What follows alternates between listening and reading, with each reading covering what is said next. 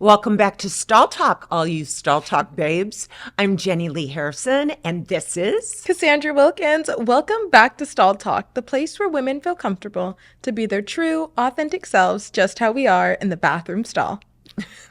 and we have a great show coming up. It's a fabulous comedian, and here in LA, with all the fires going on, we need a bit of humor right now, so stay tuned. Ooh, come on in. Let's get down and dirty. The totally unfiltered, honest. Up to my brain. I love your brain. Stall Talk. Stall Talk. Y'all ready?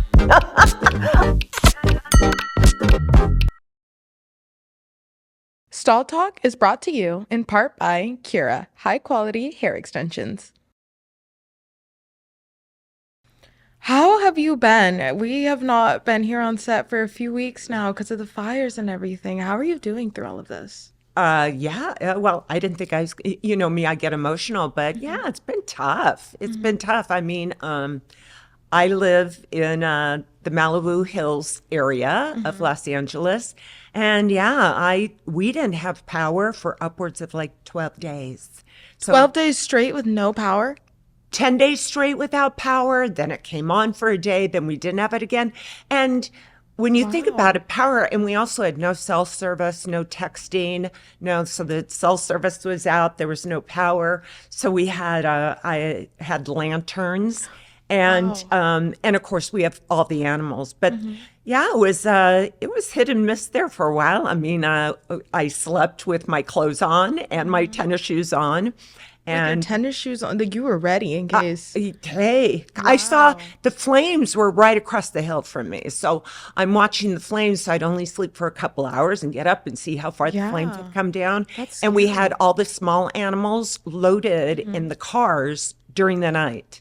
So yeah, I couldn't fit the donkey in there, but she was very well prepared. And thank goodness I live in a fabulous community that is all animal lovers. And you know what brings us down makes us stronger. Yeah. Right? How do you feel about seeing like all of the Los Angeles community like getting together and like being supportive for one another? Yeah. See, that's the gold in it all is that, it was tough for me going on about all this, and shame on me because how many thousands of people lost their homes even. I mean, I will say because I've had to evacuate before, but this one was really scary. And when I think about all those families coming back and Pacific Palisades, the entire community is gone. Makes me very emotional because it's so raw. I am exceedingly blessed because right now, but we're still in fire season, but we're great. And in fact, so I helped with rescuing animals, and my cohort even had a handful of rescued people in the community. We're really tight. So to see all that, the community spirit, and again, LA strong, LA strong. In Pacific Palisades, they even say that I'm always watching the news, me, Miss News Junkie, that he said, you know what, we're going to rebuild. We're going to make it stronger and better. And yeah, thank you. Thank you for asking. I know course. it gets a bit tougher when you have the slew of animals like I have, including the donkey and goats and my hens, and all my animals are really important. Even my fish. I was thinking of you. I was thinking if this was Cass and their power went out, what would her little froggies do? Oh right? my gosh, Yeah. But on thinking positive, I know that you and I have talked about it, is we have groups like this Altadena Girls. Oh my gosh, 14 years old, Avery. Can you tell the audience a little bit about her story for those that don't know? Sure. There is a gal by the name of Avery Colvert. She, 14 years old. And she went to her stepdad and said, you know, Dad, she still had her house. She lives in Altadena. They still had their house, but so many of her friends lost everything. I mean, these people were running for their lives. They had no clothes, no undergarments, no beauty supplies, no hair supplies. And she said she just wanted to give everybody the clothes off her back. So she went to her stepdad and said, how can we, this is what I want to do. This is how I want to help. She called a few people. They went into a warehouse. She made a few phone calls. And what she's doing is she is giving away, they're all free items, free clothing, free beauty products, free hair products, all brand new things. And of course, as you know, Miss Internet Savvy, Paris Hilton picked up on the story, right? But she got all these donations, and all these girls could come in. And as you could speak much better about it than I could even, is that a girl's development, their outside is so important to their happiness and their confidence, right? Yeah. You speak on that. I feel like she really helped lots of girls who were going through. I remember seeing that when I was reading the articles, it was saying how you just said that they left with the clothes on their backs and had like nothing. I could not imagine. Like, as you know, even in my car, I travel with like so much stuff. So like I could not imagine having to just get out of your house with like nothing and being left with that. That's really sad. And I think it's special that at I think she's in 8th grade, to be able for that to like touch her and be like, I want to do this and I want to make a difference, and that she had people to support her. I think that's amazing. Isn't that great? There's also another, there's another one called the PDA of Altadena. And it's where a group of performers all get together. They do theater, they do improv, there's art classes, and it's a community there again in Altadena. And through the fires, they lost their stage, their offices, everything. The only thing that remained after the fire was the picnic table where they would all join together before shows, after shows. That picnic table represented the whole community. Anybody could come there, a little kid or anything, and get at the picnic table and speak and converse with others. And again, through the fire, that picnic table is still standing. And they're looking at that like, this is our hope. We're gonna rebuild. That's awesome. I love that throughout all of this, we're able to find the positivity and the light in it. See, isn't that great? And that's why today's show, it's going to be so fantastic, because we have a comedian coming up that's going to share with us and again, bring positivity and light and happiness once again to the City of Angels here in LA, right? So stay tuned and enjoy this episode as we're going to. Get ready to laugh, Stall Talk babes. Today I have stand-up comedian and actress Kat C. Welcome to Stall Talk. Thank you for having me. Of course. Can you tell our audience about the most recent show you just had? Oh, I just did a show at the Ice House in Pasadena. Basically, this show is a comedy charity show. As you guys know, the wildfire in California has been affected lots of people, and also lots of animals also lost their homes as well. So this charity show, mainly we donated the money to Pasadena Human, because they did such an amazing job to get lots of displaced animals kind of put in the rescue center. Because before the show on Wednesday, I went to Pasadena Human, and they showed me like so many animals, like dogs and cats, including birds and turtles. Like people just kind of like, because they lost their homes, they bring their pets to the animal shelter. That is really sad. Yeah, there are so many. But during the disaster like this, you actually see the people come together. No, I agree. It's very touching. You're like, okay, yeah, LA people, we are good. Yeah. It's been really cool just seeing, I know it's been, not a positive topic, but it's been really cool seeing how like we all come together and collaborate, like you said, in times of need. And I think that it's special that you were able to use your talents and be able to find a way to mix that in with good. Thank you. I think as a comedian, that's at least we can do. Like I said, like laughter is the best medicine. And I'm glad to be part of this. So what got you interested in stand-up comedy? Oh my gosh, I always feel like I'm a comedian since I was like a little kid, because like, my parents used to fight a lot. And then as the only child, I feel like I have to like step in to make my parents like laugh and ease the tension between them. So I kind of feel like laughter is always, just like we said, laughter is the best medicine. Yeah. I just feel like it's always in my blood. Like I feel my dad was funny, my mom was funny, and then like, yeah, I just always feel like I'm drawn into like a comedy. Yeah, and then while I was in LA, I started doing like acting first, then like doing drama. And then people say, oh yeah, if you can do drama, that means you can do comedy. But if you can do comedy, you can do drama. So I was like, okay, yeah, I'm going to prove to myself I can also do comedy. I was at an improv school and then learned like comedy writing. And yeah, officially started like literally a couple years ago doing stand-up. What did your parents think about you going into the career of comedy? I'm the only like lucky Asian kid, like get away from that. Because most Asian kids, you have to like be doctor, accountant, you have to like be good at numbers. I'm horrible at math. And Me too. Me too. Okay, make it the two of us. So yeah, I'm like, okay, I'm going to do something else. And that's not involved in numbers. Yeah, that's about it. I feel like, you know, it's my destiny. Oh, I love that. Were the people around you always supportive of it? Or was it like once you became successful?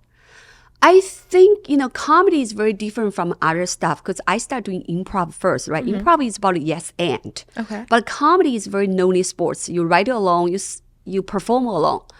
So it's very different from like actor. You have to have several actors build up the scene. But stand-up comedy is a little bit different.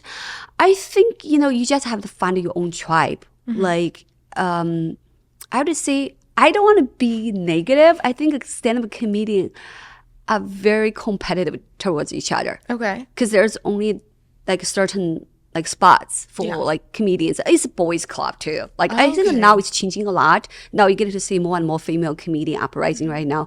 But generally speaking, it's still boys club. Okay. And do we support each other? Yes or no? And I think if you're real friends, will support you. But I feel like lots of comedians, when we doing open mic together, nowadays, they're not happy. I would start headlining the shows. Oh, okay. Yeah. That makes sense. Yeah, because only like literally 90% of comedian will get eliminated from the game. Okay. And probably only 5% comedian, you get to stay in the game. And 1% comedian get to become a headliner. Wow. It's tough. It's That's really like tough a industry. business. Yeah. How do you keep yourself like, while you're in that boys club, what does that feel like? How do you keep yourself being one of the only girls in that circumstance? Good question. Yeah. I mean, like, you know, I literally joked with my friends last night. Those male comedians bring their girlfriends to the green room. And they feel like, oh, okay, good. More females in the green room You're right one of the now. girlfriends. Yeah, exactly. And then lots of male comedians like to date like girls to show off. Say, hey, this is my girlfriend. Come to meet my girlfriend, my wife. Yeah, so I feel like literally a lot of times I feel like I have to be like a boy. Like, because, you know, when they're together, talk about different stuff, the guy stuff. Okay. Yeah, but it's okay because I feel like my dad kind of raised me like a tomboy. Since I was a kid, I'm okay with that. Yeah. Before you get on stage, what does that feel like, and how do you like keep yourself from getting nervous, or do you get nervous? I think how do you challenge that nerve is really important because, like, I mean, you're always gonna have that butterfly before you go up to stage, right? Like some comedian like literally puked before they go up to stage. Wow. Yeah, like they would be like have different ways to deal with that. Like for some comedian, like they were just listen to different kind of like music. Like, you know, okay, calm down. And everyone has a different way to deal with that kind of nervousness. And for me, I feel like I try to stay super calm before I go up to stage. I save the energy. Okay. So when you go up to stage, you're like, bam, that's it. Yeah. Because it's really interesting to hear that, like you said, someone like threw up before, because once they're on stage, they seem so confident. How are you able to like find that confidence within yourself? I think it all depends on like how well you handle yourself. Like, you know, you're gonna do this joke, you know it in your head. And also a lot of times the comedian, we try out new jokes. It's always kind of nerve-wracking to try out new jokes, right? Because for the stuff I did 100 times. Like, I'm good. I know I get it. I know I'm good at it. But for the new jokes, even for the show I did like on Wednesday night, I feel like lots of new jokes. You don't know how audience are going to react to those jokes. Yeah, that seems really scary. Yeah, exactly. You're like, okay, but it kind of take mental notes that as a comedian, you have to take that a chance. You don't know this joke is going to work or not. You're going to try it out. The best way is like, okay, if people don't laugh, maybe the joke sucks. Also, it also depends on which area you are in, because the jokes may work here in Hollywood. That means work in Orange County. Okay. It's like people's perspective change. So you have like a different set based on like the location of where you're at in that audience? Yeah. Okay. I think so. Because a lot of times, like, lots of comedians will do this. I would go peek behind the curtain to see what the audience is like, their demographic, how well they're going to adjust certain jokes. And I will be like, okay, I'm going to do this joke. Okay, maybe this audience member that's super conservative, I'm not going to do these jokes. Okay. So you kind of like have to study the audience a lot. Because I always see, like, whenever I go to comedy shows, they're always like, oh, you're not that crowd. So it's interesting that you kind of have to, like, take mental notes and figure out, like, what you're going to say to who. Yeah, exactly. You have to study the crowd because I think comedy is also very subjective. Some people may like your jokes, some people don't. Yeah. How do you take the criticism? Like, for people that don't, what do you say to that? A lot of, like, comedians these days, we face tons of hate comments. People can be so mean. What is that like? Like, it's horrible. But, like, eventually, I learned to deal with it. I'm just like, okay, whatever. If you don't like my jokes, that's fine. Then don't watch my show. Watch another show. Yeah, exactly. Well, I think it takes so much courage for you to be able to get up on stage and do that. Thank you. Yeah. I mean, never gets easier, but I truly enjoyed it. I think it makes people laugh. And also the fun part is like you constantly have to kind of improve your own game as well, writing new jokes, stuff. What types of jokes do you tell? I do lots of like cultural difference jokes and so far like dating and a relationship joke. But I think a comedy is kind of like the experience, your own growth. Say later on, if you get married, have kids, you talk about your family, talk about your husband. If you are single, talk about your dating life. I feel like it's just constantly changing. Are you like poking fun like at your own life or other people's lives? Where do you get that inspiration from? Yeah, so far most jokes are kind of self-deprecated for myself because it's comedy world is changing a lot right now because the cancel culture. There's certain things you cannot talk about, and then it's only the way you can get away is being self-deprecated. You're not offending any other people. I feel like we both kind of have that in common. I tend to use laughter and comedy to do like self-deprecating things as well. Right. So that I'm like, I completely understand with you with that. And I feel like lots of other listeners can relate to that too. Yeah, I think the best way is just laugh at yourself, right? I'm totally with you. I'm just like, oh, just me and one of my things, but you can't relate. But I was wondering, dating in LA, what is that like for you? Oh, it's like American Horror Story. It's horrible. I agree. So like, what has been some of your experiences on dates that you've had? Oh, so many. I mean, for me, I write jokes based on my own experience, also based on some of my other friends' experience. Because most people think, oh my gosh, a comedian talk about the stories about themselves, their own story. No, we take inspiration from any other people. Say if I go to a coffee shop, I overheard people talk about their dating life. I'm like, okay, I can write some jokes about that. Or my friends told me about their experience. Yeah, like for my own experience, I mean, obviously we talk about dating in LA is hard. And then I even have this joke. I go on the dating app, not for dating, just for research purpose as a comedian. I do that too, just for stall talk. I'm like, should I go on the date? Should I not? I'm like, I don't like him that much, but it could be a good story. Yeah, exactly. Yeah. So you kind of take a good story from that. Exactly. That is so funny. How we're like, we both do different things, but like somehow we all kind of connect and relate to each other. Yeah, exactly. Because I feel like that's what kind of like comedian and you guys do as well, right? You've kind of like find the relatable story. Yeah.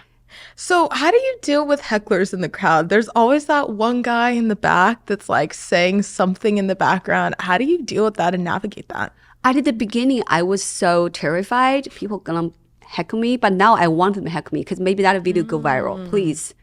What is that like? I've seen that you've had some videos go viral. What's that experience been like for you? Honestly, I feel like it's a blessing and a curse as well. When you have video go viral, it's great, right? But at the same time, you also have to deal with lots of like hate comments, internet trolls say really mean things to you.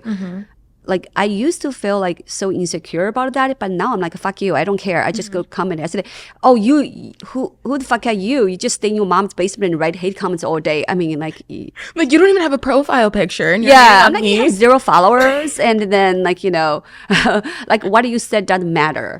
Just like I kind of just like start being like use different ways to get back to them. But people say, why do you even respond to them? There's no point. I say sometimes you never know. You can turn the hater to a follower. Has that happened? Oh yes, totally. How were you able to make that happen? So you just like some people they do that and they want your attention. They're like, okay, look at me, my opinion matters. They were like, Honestly, I could see that because there's times like when I've been out at the bar and when there's a guy like trying to get your attention, and after you say no like so many times and they're like, you're not even pretty anyways, and I'm like, you just spent the past 30 minutes trying to buy me a drink and now you want to be mean. So that makes sense that they just want to get the attention. yeah, it's kind of like a psychology when we're kids, right? Remember like the little boys want to go pick the girls, and then because they may want you pay attention to them. Yeah. Yeah, lots of internet trolls. Wow. Is that why so many boys picked on me in school? Yeah, that could be. Yeah. So Do you have any advice for women who want to enter your career field? I think just first you gotta be mentally tough. Like you gotta be mentally strong. It is tough, really tough industry. But I think if you really enjoy that, like you really got to love comedy. You got to like just feel like you love this more than anything else. How have things changed from the time that you started getting into comedy till now for women? I think I'm very lucky because I got in at a different time because I was talking to those old school comedians. Like those comedians has been on like Saturday Night Live for so many years. They were talking about it in the old times when they wanted to make it as a headliner. You either have to be on SNL for a long time or being a series regular on TV show, get a TV credits. You get to like, go to the comedy club, hang out pretty much every night, expect, oh, please give me 5 minutes stage time. Like that's why like the older school comedian, I think lots of them get into like drugs and alcohol. They talk about that a lot, and depression. I think because this is very tough industry. You go there every night and then what do? You drink. And then there's always like the 2-drink minimum. Yeah, exactly. As a comedian, get free drinks and stuff. So for our generation comedian, we are kind of lucky because we have social media. Yeah. As much as you hate social media, I also have to say social media also opens doors for lots of people. Because nowadays, you don't need a booker at comedy club decide you're funny or not. If you think you're funny, put it on social media. Okay, people will decide you're funny or not. So I kind of like you don't need the other gatekeepers validation right now. So when you're on stage, you said that there was times that like you're not sure someone's gonna laugh or not. What do you do in the moment when you tell a joke and like no one responds to it? I mean, it's always horrible to feel that way, but eventually you kind of have to adapt to that. I feel like I'm still trying to like adjust my mental process how to deal with those kind of situation. Yeah. Yeah. And you were saying how like a lot of people get into like drugs and alcohol and have to do things to like cope and stay in this world. How are you able to be exposed to all of that and still like remain true to yourself? I think for me, I'm very lucky because I never feel like I want to do drugs. I never done drugs in my life, but I don't judge people do that because I've seen people can do drugs in front of me. I don't want to try, but it's just like, even I mentioned my birthday is 4/20. Like everyone's like, I'm like, everyone's smoking pot these days. I was like, I was born to be high already. I don't have to do drugs. You're high on life. Yeah, I was born to be high. So yeah, I think nowadays lots of artists these days started to kind of pay attention to their mental and physical health. Yeah, you want to eat healthy, you want to work out, you want to kind of stay focused. Like I would say lots of younger generation comedians are not really into those kind of lifestyle. Even like those old comedians who used to do this, they're in AA right now. They're in rehab. Wow. Yeah, so it's just, I feel the world has changing a lot. Do you have any comedians that you grew up looking up to? Oh yes, I have so many comedians I look up to, like David Chappelle. I think he's great at storytelling. Yeah, the reason why I'm doing stand-up comedy also kind of is a segue and help out doing a little bit more TV and film. As you guys know, Hollywood is kind of like sort of Cutthroat. yeah, cutthroat, and also nowadays with like the whole industry has changed a lot. Like there are so many jobs went overseas, like Canada or England. There are not many acting jobs in Hollywood, I would say. So also like you feel like if you want to create your own thing, maybe opens door for yourself. Like I saw lots of comedian friend of mine, they will write a script, like created their own series. And then that's another way to go, because I think eventually that's the direction I'm heading as well. I was talking to one of my writer last night, talking about how like lots of comedians started creating sitcom based on their own life. So like Kevin James and then like those, comedians, you are already a naturally good writer, and you just kind of adapt writing the comedy material to like sitcom. That's really interesting how the worlds kind of collaborate. So I hear you have something really special coming up. Can you tell our audience about it? Yes, because I'm doing 4 shows at Jimmy Kimmel Comedy Club on January 31st and February 1st. It's for Chinese New Year, because you guys probably know, right? Chinese New Year. Every Chinese New Year on different dates. This year, I believe it's like January 30th. So I'm doing 4 shows to kind of just celebrate Chinese New Year in Vegas, because Jimmy Kimmel Comedy Club is in Vegas. That is so cool. Yeah, and then actually lots of Chinese people go to Vegas for Chinese New Year. It's interesting. Oh, I did not know that. Well, that's very exciting. I mean, I'm also doing other shows right after Jimmy Kimmel Comedy Club. I'm going to Indianapolis, doing 1 show at Helium. And after that, I'm heading over to New York, doing a comedy roast for New York Fashion Week. Where can people get tickets to watch your shows? So if you did go to my social media and also go to my website, catcomedy.com, so all my tour dates there are tons of shows coming up. Like New York, I'm touring all over, and also international right now, going to Hong Kong and Shanghai this summer as well. You are everywhere. You are outside. I love that, girl. Well, you guys, you have to stay up to date with her and find her at her shows. And thank you guys for watching. Bye. What a great conversation with Kat C. How fun. Thank you. She was so sweet. Yeah. A lot of great tips. I was listening like, gosh, to think the comedian, how do you get up on stage and be so raw, right? That's what we do, but not in front of an audience. With hecklers. Yeah. And I mean, yeah, that's why because I've been in the show business for, a really long time. And I get the nerves and the butterflies even doing this show. I asked you one time, we were coming up the escalator together, and I go, gosh dang it, why does my stomach does your stomach do that? And you said, To be honest, I don't really get nervous anymore. you don't? No, and I think it's mostly because I'm just being myself, and I've kind of just accepted, like, if you don't like me for myself, that's okay. I have no regrets because I was just myself. So it doesn't make me nervous anymore. I just talk about what's on my mind. And that's why you're brilliant. So are you. You're getting there. I'm getting there. Yeah.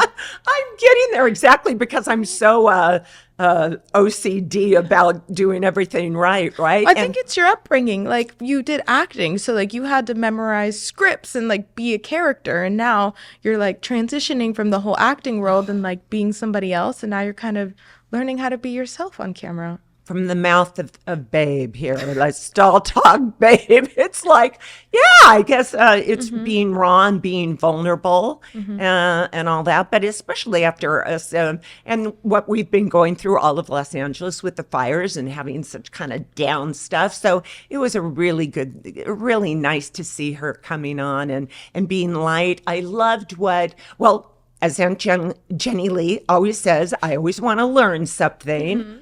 So what I learned anyway is that she said, don't let the haters hate, turn it around, because we can always adjust our mentality.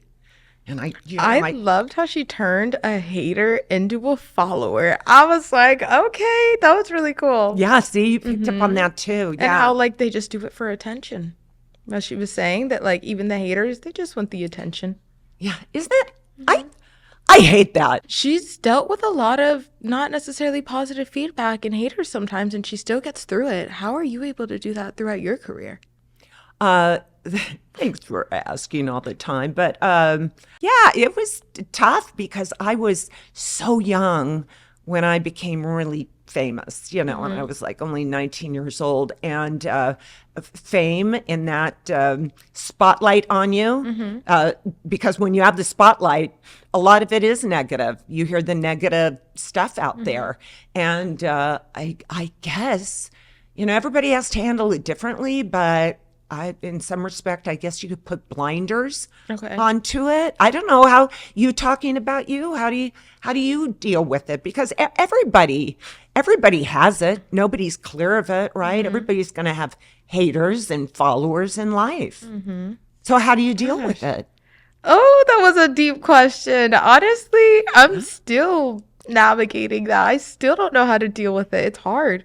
It is not easy. You could get a million nice comments, but then you get like someone criticizes like one little thing about you, and then you're like, that's like the one thing that's on your mind.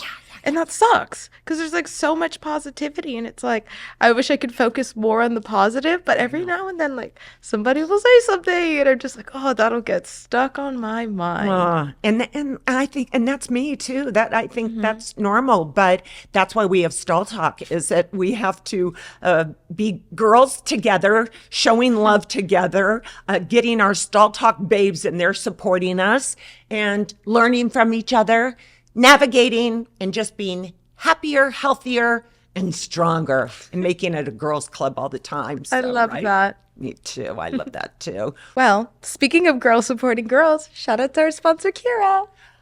Gorgeous. Thank you. Kira hair care products, right? Thank you so much for being our Stall Talk sponsor, Kira. We've loved working with you. Trending up, trending down. What?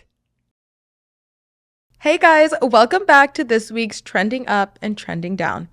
TikTok, we just had a recent ban scare. I don't know if you guys saw it, but it was really scary. Because of that, lots of influencers were sharing their influencer confessions right before the app was supposed to be gone. There were mukbangers sharing how they didn't actually eat all of the food that they were posting that they were eating. We had fitness influencers telling us that they were lying about their workouts the whole time.